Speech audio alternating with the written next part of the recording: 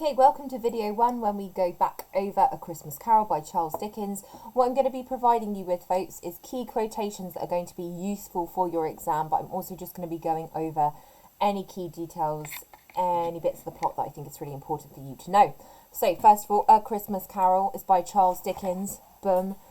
Very important that you keep your focus when you're writing your essays on Dickens.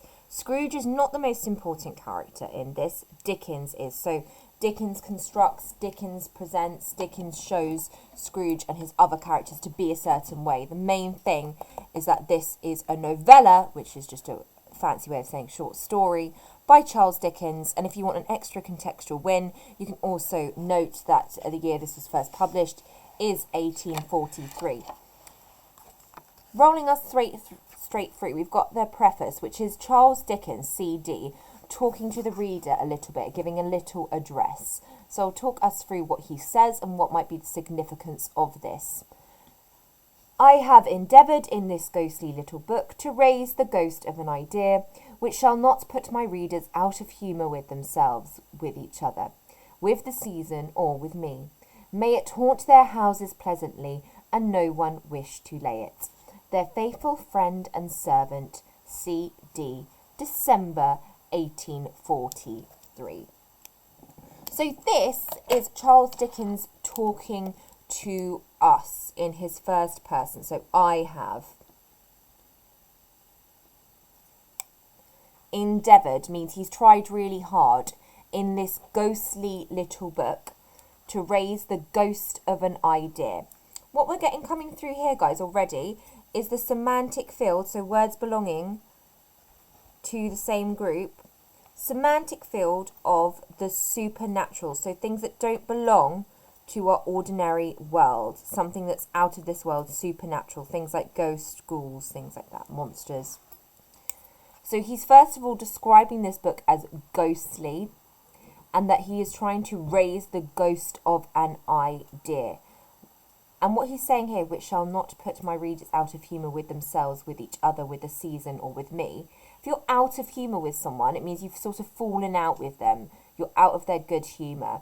So he's saying, oh, this little book, this ghostly little book, is not going to upset my readers. They're not going to be upset with themselves, with each other, with the season, so the December or winter season, Christmas season, or with him as the writer.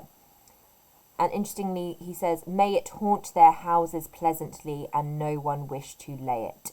So kind of giving the book its own character here. Saying, the novella, sorry, that it will haunt their houses pleasantly and no one wish to lay it. There's a play on words here with lay it. Lay it could mean, number one, put the novella down. So he doesn't want anyone to put down his work, as in physically place it, boom, on the table, boom, over. But he also, to lay a ghost means you kind of get rid of a ghost. So back in the supernatural belief, those who believe in the supernatural might think you can lay a ghost, so get rid of a ghost. He's saying that no one will want this ghost to leave, this ghost of an idea to leave. So, hinting that we are going to move into a novella that involves elements of the supernatural. That's going to be accentuated as we move on to stave 1. If you weren't here, just to go over, stave, that's the line that music is written on. You might know this if you're musical. And you might argue, one might argue, that Dickens chooses to write in staves instead of chapters to highlight theme of music. Now, another way we can talk about repeated ideas in the text, so repeated images and ideas, is through this word motif. I'm going to say motif a few times. If you're in my class, you should know what that means. Something that's repeated within the novella that might mean something. So we get the motif of music coming in straight away with stave 1. Marley's Ghost. Again, supernatural. We're going to be dealing with supernatural elements like ghosts, maybe. Let's start. Marley was dead to begin with. A really super excellent opening line. Marley was dead to begin with. A quick statement of fact, and then they've got the beautiful kind of punctuation here from Dickens where he puts this colon, says to begin with. Really famous first lines of A Christmas Carol. Marley was dead to begin with. We know that if Marley was definitely dead at the start, that suggests there's going to be a change and Marley's going to maybe come back from the dead. Let's see with the ghost. And Dickens is telling us, there is no doubt whatever about that. The register of his burial was signed by the clergyman, the clerk, the undertaker, and the chief mourner. So these are people involved in the business of kind of funerals and taking care of dead bodies.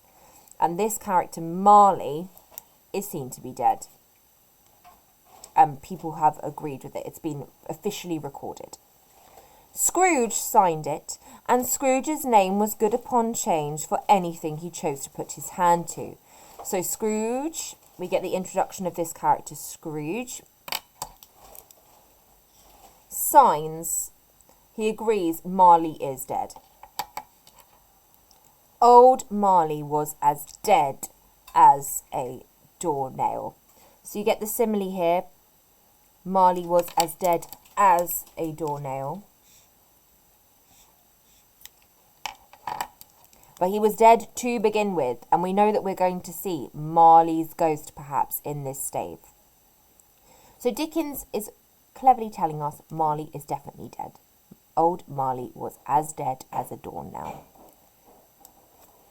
We're going to see the narrator character coming in a little bit more here and kind of having fun with the reader here when he exclaims, "Mind! I don't mean to say that I know of my own knowledge what there is particularly dead about a doornail. I might have been inclined myself to regard a coffin nail as the deadest piece of ironmongery in the trade." So he's saying, the narrator's saying to us, oh, I don't know what's so dead about a doornail. You could have said a coffin nail. You might have heard that expression, final nail in the coffin. So if the coffins, particularly in those days, in the Victorian era, they would have been made with wood and they would have been nailed together. So the narrator's making a sort of joke here that instead of a doornail, a nail that goes in our door, a coffin nail would be the deadest piece of ironmongery. So the things like coffin nails would fall into that ironmongery in the trade. But the wisdom of our ancestors is in the simile, and my unhallowed hands shall not disturb it, or the country's done for. You will therefore permit me to repeat emphatically that Marley was as dead as a doornail. So there's repetition of the simile, dead as a doornail. Think about a little nail. You might see it in, I don't know, your table or something like that. They're saying that he is as dead as a doornail. This character Marley. Scrooge knew he was dead. Of course he did. How could it be otherwise? Scrooge and he were partners for I don't know how many years.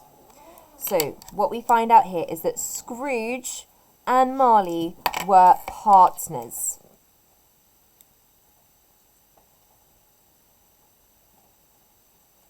In business, guys. So they run a business together and they are business partners. And the narrator's here saying, oh, I don't know how many years. Indication that they've been there for, I don't know how many years. For a long time they've been partners. Scrooge was his sole executor, his sole administrator, his sole assign, his sole residuary legatee, his sole friend and sole mourner. So everything for Marley comes in. So even from kind of the legal proceedings and things like that and business deals, right down to the fact that he is his only friend and only mourner. So if you're a mourner, that means you're grieving for somebody. You might come to their funeral, you might mourn for their passing. So what Dickens is telling us here is that not only did they work together as business partners, Scrooge was his only friend, sole meaning one only, and sole mourner. I've seen some people make statements that the idea of soul could be a play on word. Obviously sounds like that other word, soul, the belief that we've got a soul inside of us that exists after our death. And we're going to see how Scrooge fights or tries to redeem his own soul. So interestingly, we get the repetition of soul here. Scrooge and he were partners for I don't know how many years. Scrooge was his sole executor, his sole administrator, his sole assign, his sole residuary, legatee, his sole friend and sole mourner, the only person who came to grieve for Marley. And even Scrooge was not so dreadfully cut up by the sad event, but that he was an excellent man of business on the very day of the funeral, and solemnised it with an undoubted bargain. So what Dickens is saying here is Scrooge is not dreadfully cut up by Marley's death. He's okay with Marley's death, which is interesting because it's Marley's his only friend, his sole friend. Scrooge is Marley's only friend, his only mourner. But Scrooge is not cut up. If you're cut up about something, it means you're upset about something. He's saying he's not upset about the sad event. But he was an excellent man of business. And on the very day of the funeral, he celebrates, solemnizes, another word for kind of celebrates it or honours it. Celebrates the funeral of Marley by sort of striking a deal, by making a bargain. And the narrator cuts back in. The mention of Marley's funeral brings me back to the point I started from. There is no doubt that Marley was dead. So past tense, he was dead. Marley was dead. Again, we're getting a lot of repetition about the fact that he was dead, trying to kind of nail in, cement the idea that this was definitely a dead man we're talking about, Marley. This must be distinctly understood, so you really need to understand this, or nothing wonderful can come of the story I am going to relate. If we were not perfectly convinced that Hamlet's father died before the play began, there would be nothing more remarkable in his taking a stroll at night in an easterly wind upon his own ramparts than there would be in any other middle-aged gentleman rashly turning out after dark in a breezy spot, say St. Paul's churchyard, for instance, literally to astonish his son's weak mind. So this is a reference, you don't need to worry too much about it, but a reference to another famous haunting. If you know the story of Hamlet, you'll know that Hamlet's father appears to him. And probably the most, after A Christmas Carol, actually, famous incident of a ghost, Hamlet's father. So being a bit intertextual, which means you're relating to other texts here, but you don't need to worry too much about that. Scrooge never painted out old Marley's name. So back in the day, back in the Victorian era, they would have these beautiful hand-painted signs. Obviously, they didn't have access to the machinery that we do now. They couldn't just AI their signs. They had to get a lovely person to paint it for them. Interestingly, the sign outside Scrooge and Marley's place of business has never been changed. So Scrooge never painted out Marley's name, despite the fact that Marley was dead. There it stood years afterwards above the warehouse door, Scrooge and Marley. So they're firm, even though Marley's dead. Scrooge, we could maybe make it, why didn't he paint out old Marley's name? Could he just not be bothered? I don't know. We could read into that. It stood years afterwards above the warehouse door, Scrooge and Marley. The firm was known as Scrooge and Marley. Sometimes people new to the business called Scrooge, and sometimes Marley. But he answered to both names. It was all the same to him. So nothing we need to overly worry about or highlight here, folks, but just the idea that he actually doesn't mind if he's called his dead friend's name. It's all the same to him. It doesn't make a difference. He answers to both of those names. The thing that comes first is business. Business comes first. And this we are going into a very juicy section of the text when we get, and you might want to just highlight it, an introduction of our protagonist, so our main character, Scrooge here, Ebenezer Scrooge. His first name's Ebenezer, guys. His second name is Scrooge, but we can refer to him as Scrooge. And Dickens describes him. He literally exclaims, his narrator exclaims, "Oh, but he was a tight-fisted hand at the grindstone, Scrooge.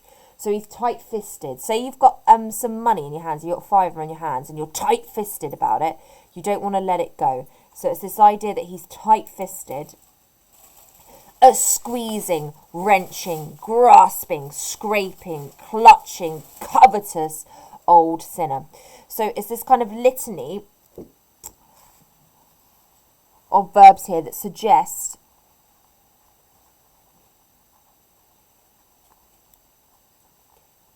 he is, in a way, a bit desperate. Think about those verbs. If you're squeezing, wrenching something, you wrench something open. Grasping, scraping, clutching.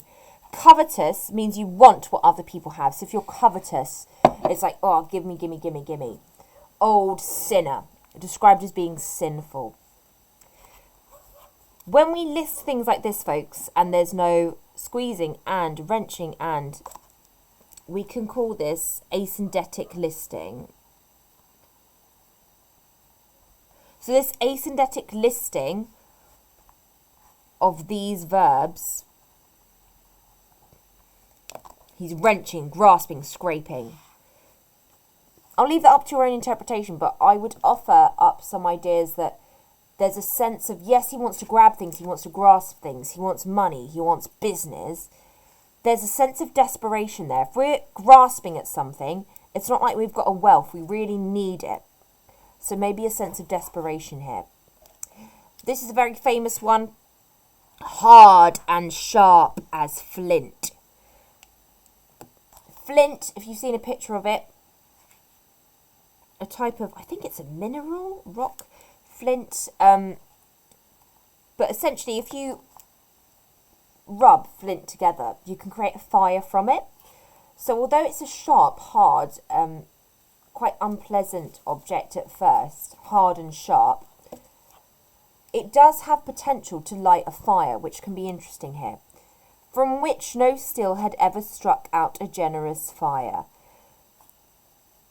If flint's got the potential to make fire, guys, we could potentially argue that Dickens is already suggesting that Scrooge might have some redemption. So he might be redeemed or recover from this state that he's in, being a squeezing, wrenching, grasping old sinner. If we rub flint together, we can make magic, we can make warmth, we can make a fire. So potentially within Scrooge there is potential for warmth already being hinted at within the very introduction of Scrooge. That would be a kind of high-level, deeper analysis way of reading this.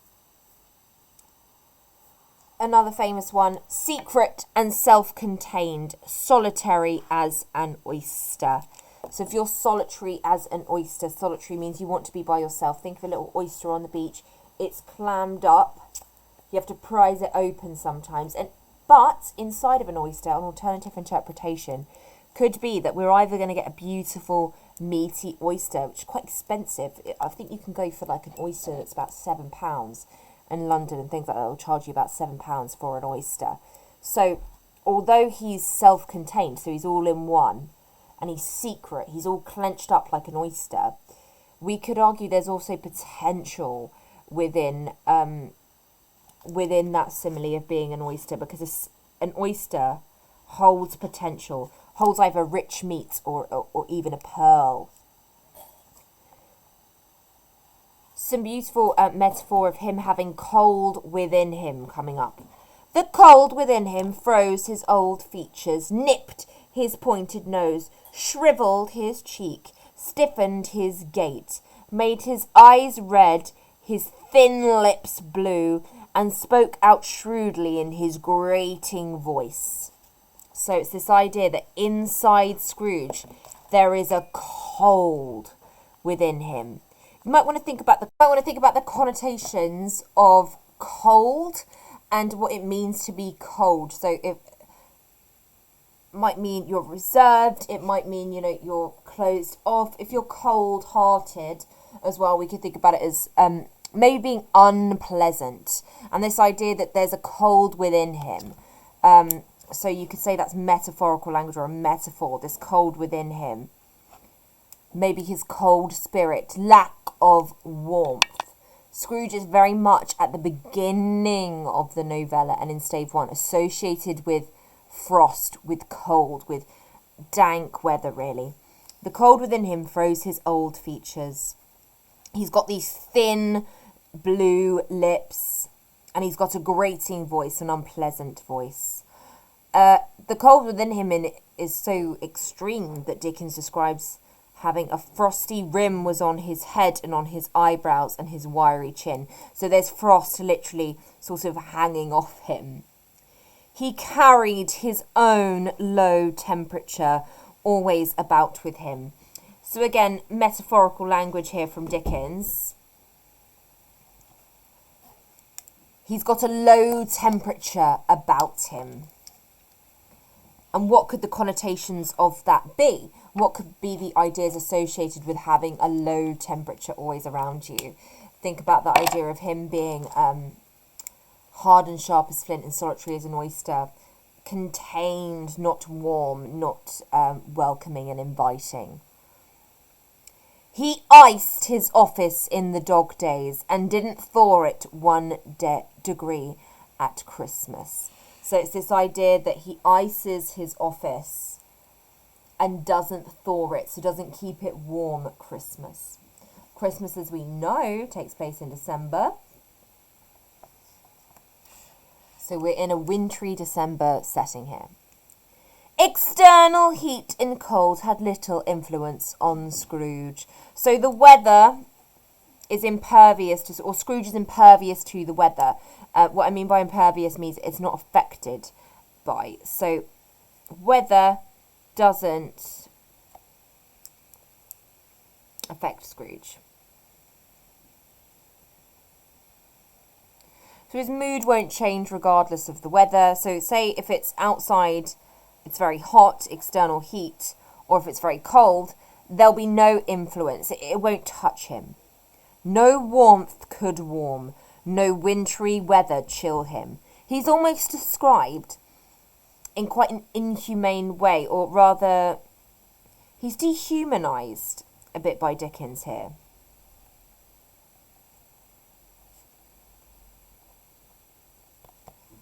This idea that the normal things that humans feel affected by, heat, warmth, the weather, have no effect on him.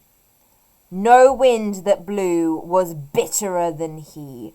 No falling snow was more intent upon its purpose. No pelting rain less open to entreaty. So if you entreat someone, it means you kind of ask or beg something of them. So what Dickens is doing is he's kind of saying that Scrooge is even worse than pelting rain. You know, if you beg the rain to stop, please rain, stop. Saying that Scrooge is even less likely than the rain take any begs, anything like that. Foul weather didn't know where to have him. The heaviest rain and snow and hail and sleet could boast of the advantage over him in only one respect. They often came down handsomely and Scrooge never did. So again, he's being compared to harsh weather.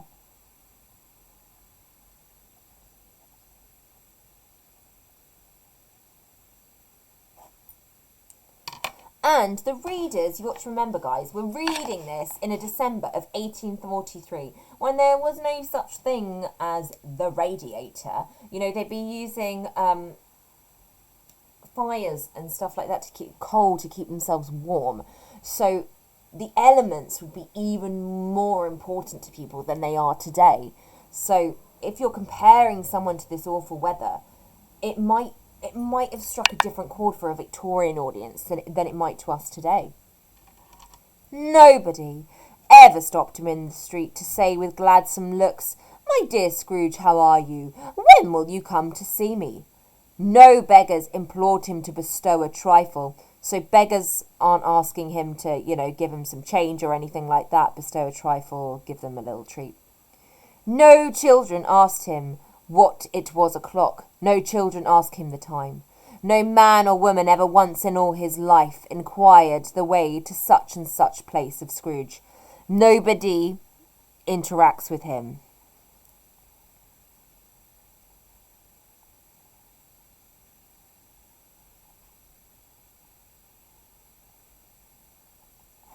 He's isolated, linking back to the idea of solitary as an oyster, no wind bitterer than he.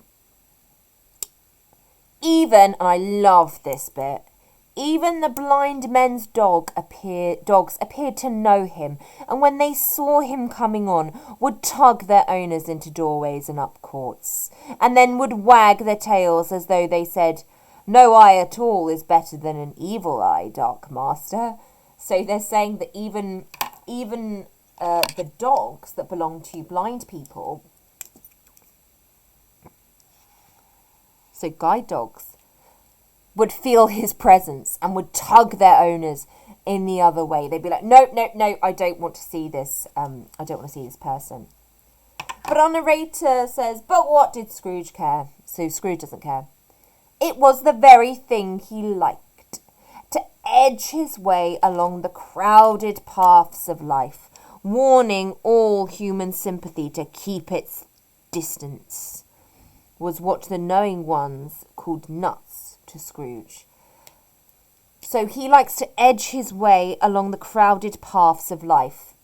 We could read this literally and metaphorically. So it could be that he wants to stay away from humanity, but also if he's metaphorically, if he's wanting to edge, if life is a path and we're all walking it together, and he's choosing to separate himself, he's choosing to isolate himself, he's warning human sympathy, so human emotion, to keep its distance. So he's like, oh, stay away from me, edge along the crowded path of life.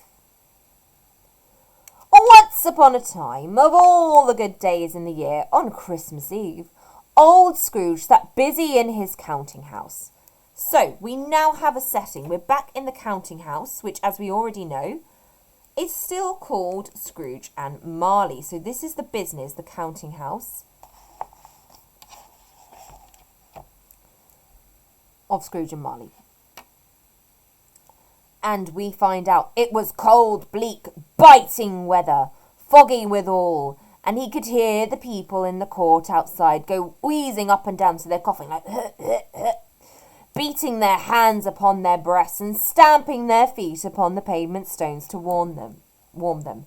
What we have here, folks, is pathetic fallacy, which is a really quite extravagant and dramatic way of saying the weather reflects a character or an event.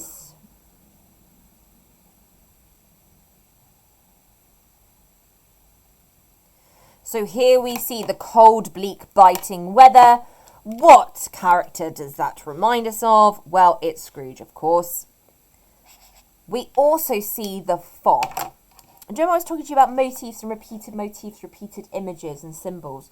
Introduce you to two key symbols here. One is like the cold, freezing weather,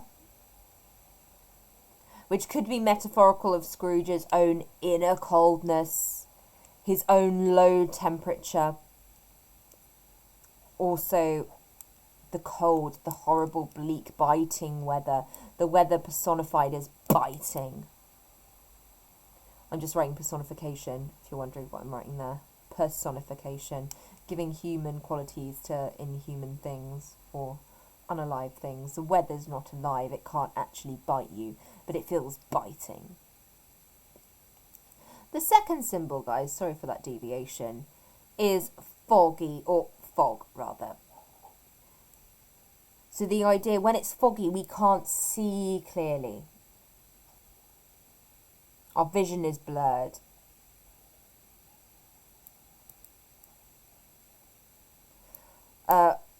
One of my students also pointed out that fog is temporary. So it has the ability to lift. The fog comes down, doesn't it, and oppresses everything. But it will lift. So again, interesting there. And the cold, freezing weather links back to all the connotations we were talking about here. The idea of a cold within him, frozen, him carrying a low temperature. So the weather, this cold, bleak, biting weather, might be reflective of Scrooge himself. This cold, grasping, solitary as an oyster person. People are very cold.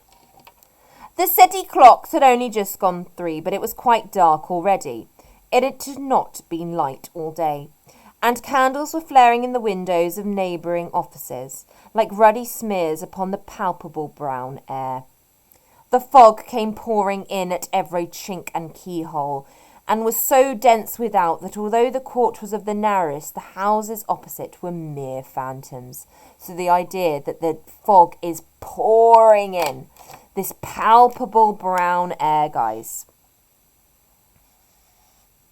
Linking back to our symbol of the fog here, the fog, we can't see clearly, our vision is blurred. It's also temporary, but interestingly, Dickens has described it as a palpable brown air, which leads me to believe the fog could be just the weather. It could just be that it's cold and you know how fog gets in the winter. But there would have also been the fog of pollution due to something called the Industrial Revolution. If you don't know what this is, please revise it.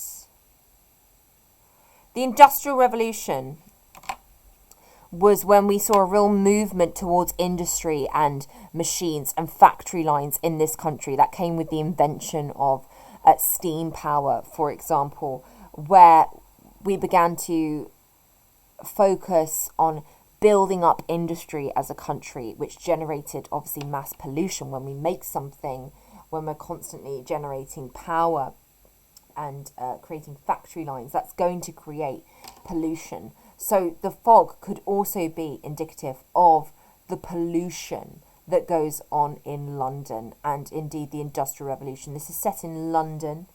If you don't know, just note that down. We are in London here. And the fog is pouring in. It's dense, so you can't see through it.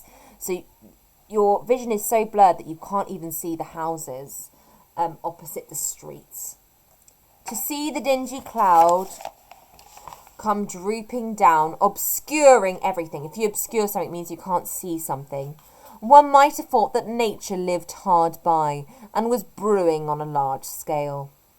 The door of Scrooge's counting house was open, that he might keep an eye on his clerk. So this is somebody who works at the counting house, works for Scrooge, his clerk, who in a dismal little cell beyond, a sort of tank, so a very small cell-like room, was copying letters.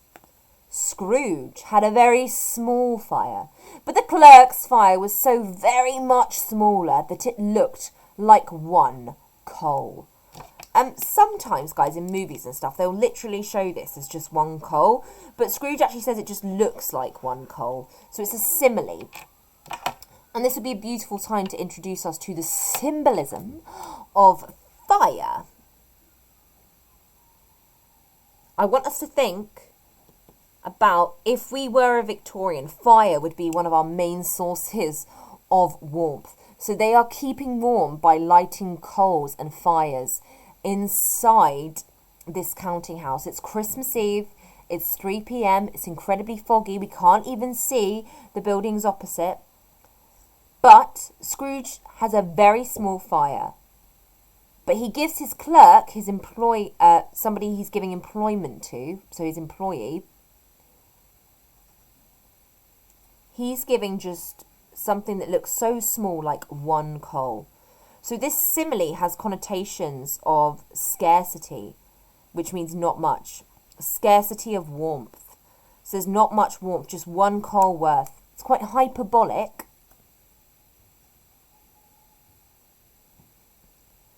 So exaggerated language, that he's just this clerk that we've just met. He's working copying letters for Scrooge. He works for Mr. Scrooge. He's just not allowed much warmth. Looks like just one coal. But he, so the clerk, couldn't replenish it, for Scrooge kept the coal box in his own room.